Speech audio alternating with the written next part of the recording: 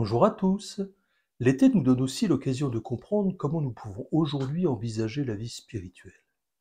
Par l'envie qu'il nous procure de profiter de toutes les splendeurs du monde naturel, qui est alors au summum de son abondance et de son énergie, et par l'impulsion spontanée aux réjouissances du partage et de la fête qu'il provoque en nous,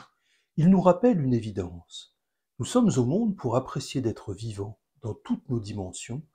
et pour faire de ce bonheur une condition commune. Prétendre que notre vie serait un passage par une vallée de larmes pour obtenir un quelconque paradis d'outre-monde ne peut en aucun cas correspondre à la réalité de notre condition, qui est de vivre au milieu d'infinies merveilles que nous n'avons d'ailleurs pas encore fini de comprendre et d'explorer, pour n'évoquer que la dimension uniquement matérielle de notre univers terrestre. Que l'humanité n'ait pas encore fait la démonstration collective de sa volonté ou de sa capacité à honorer par ses comportements et ses réalisations la magnificence du monde dans lequel elle s'est répandue, n'enlève rien à cette évidence. Et si quelques individus exemplaires se sont levés pour montrer un chemin de lumière, une poignée à l'échelle des milliards d'humains qui se sont succédés,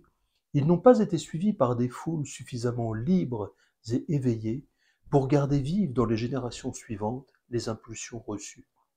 et les transformer en la création de sociétés permettant le bonheur de tous. C'est sans doute pourquoi, sur tous les continents, ces traditions, dans leurs versions les plus communes, se sont dévoyées en abandonnant la tâche de ramener les hommes vers le bonheur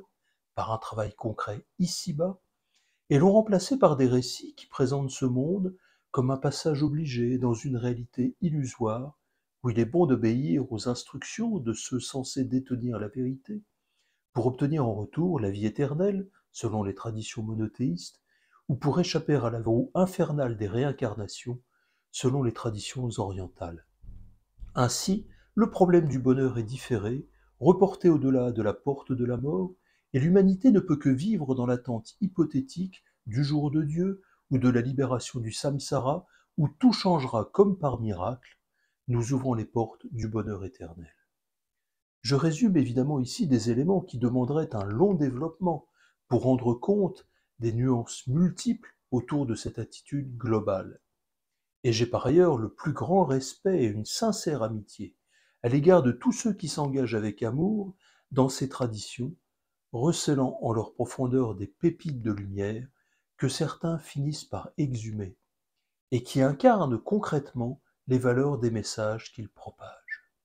Mais le grand public, dans sa majorité et depuis fort longtemps, ne trouve plus quant à lui les lumières cachées derrière les rites, les dogmes et les contraintes, et se contente de suivre la voie facile des observances, par réflexe communautaire ou identitaire, quand il ne quitte pas simplement sa tradition d'origine pour en essayer d'autres, ou perd tout bonnement tout intérêt pour la foi et la métaphysique, espérant à la place une révolution sociale à venir, l'attente du grand soir remplaçant celle du grand jour. Mais revenons à nos traités et à la leçon de vie totale qu'il nous fait apercevoir. La spiritualité, c'est en effet le retour à l'homme intégral, réalisant ses talents humains et ses potentiels spirituels, incarnés dans un corps et une société, et non une fuite dans le rêve, les spéculations mentales ou le refus d'être au monde.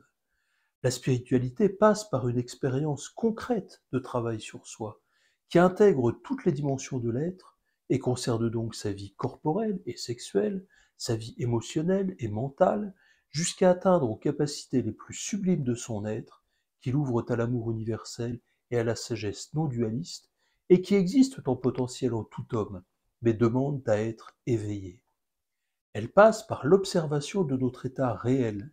en faisant l'effort d'être présents à nous-mêmes pour pouvoir débusquer tous nos visages et atteindre à une réelle sincérité. Cette avancée dans la découverte de soi nous fait comprendre comment nous nous sommes construits et comment nous sommes littéralement agis par des mécanismes acquis par mimétisme. Cette connaissance va nous permettre de peu à peu nous recréer, en développant notre essence spirituelle qui ne grandit que par les forces du don de soi, en échappant peu à peu à l'avidité de notre ego et en nous ouvrant à des énergies plus sublimes qui nous relient à l'univers et à tous. C'est cet être intégral en harmonie avec le monde, communiant dans la joie et la simplicité avec toutes les dimensions de la vie, que l'été peut nous permettre de pressentir en nous à certains moments privilégiés quand nous sommes dans la gratitude et l'ouverture.